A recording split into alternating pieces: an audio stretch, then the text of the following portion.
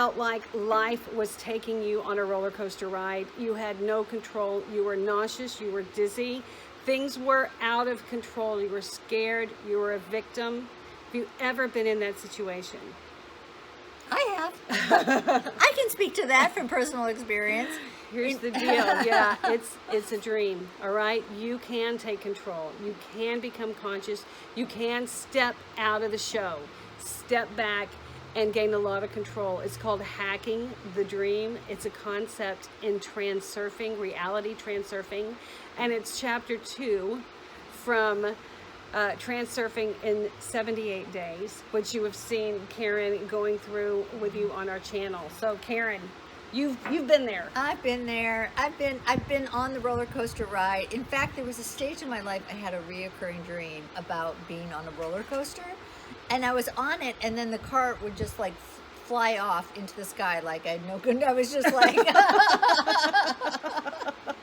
kept having. I was like, well, it's one thing to be on a roller coaster and on the tracks, but when it goes off the rails, it was just off the rails, and I was just like completely powerless, and I was like even clueless, like why is this happening? But at the time, actually, my life was really like I was such on a pendulum.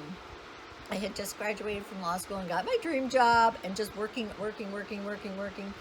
And like everything else was kind of going to hell in a handbasket, you know, family life and everything. But I was so focused on feeding the pendulum that I didn't even realize it. And I didn't even realize it was a problem, because I was just like, there's a saying, on rails, like on railroad tracks, or even on the roller coaster rails.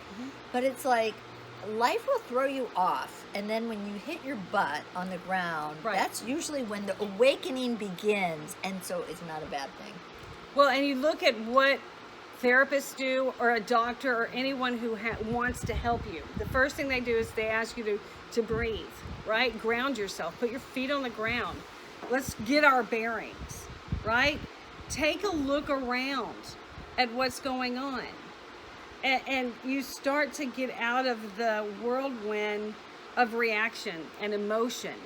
And so much of that adrenaline will just keep you from even looking beyond the tip of your nose. You get so lost in it. You get lost in it. And we've all been there, where we're just lost in it, and we don't even realize until something usually kind of catastrophic happens, that we then pause and can see what's not working. You know, and that's what this chapter is about, is really like this idea. You hack the dream by stepping into the audience role. Instead of being the actor of doing, responding, and reacting, and on the karmic cycle, you start watching. It's like, what am I doing? What's going on? Where am I? What am I doing? How did I get here? Yeah. Where do I want to go?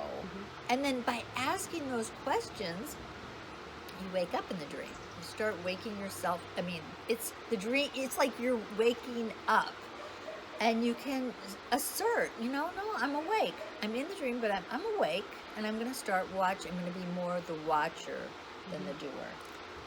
Here's an interesting part of the dream for me. Control. Control keeps you in the dream. I know one of the things that I've done over the past 2 years is I've gone to a plant medicine retreat in Costa Rica, where you take part in ayahuasca ceremonies. And it's very responsible. It's a medical facility. It's very safe. But because I've gone several times, I've been there, and I can be there and I can watch the people who are there for the first time. And I actually get to do what you're talking about. I get to step back and look at this. And I was the same way my first time. But you wouldn't believe some of the questions we all have going in, like, what's it going to be like? And what if I do this? Is this going to happen? What if I do that? And nobody knows the answer to those questions, right? But we also want predictability. We also want control. But keeping that control, maintaining that predictability, keeps us on the roller coaster. Yeah. It keeps us in those feelings and that anxiety.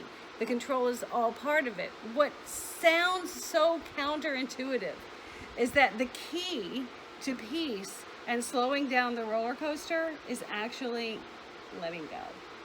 Letting go. As much as you want to hold tight, let go. Yeah, let go. Assert, I am awake. Where am I? Start looking around. Where am I? Observe. That puts you in the observer role. So you're not in the doer, you're in the watcher, in the observer. Just look around right this minute. Take a breath and look around your surroundings. And come into the present moment. And then you're no longer on the roller coaster, you're the one watching. Yes. And many of us go to that meditative place just for a little quiet time, a little peace. But we only take that 10 minutes and then we get back in it. How do you bring that observer role? This is what Transurfing is about. That second principle, hacking the dream.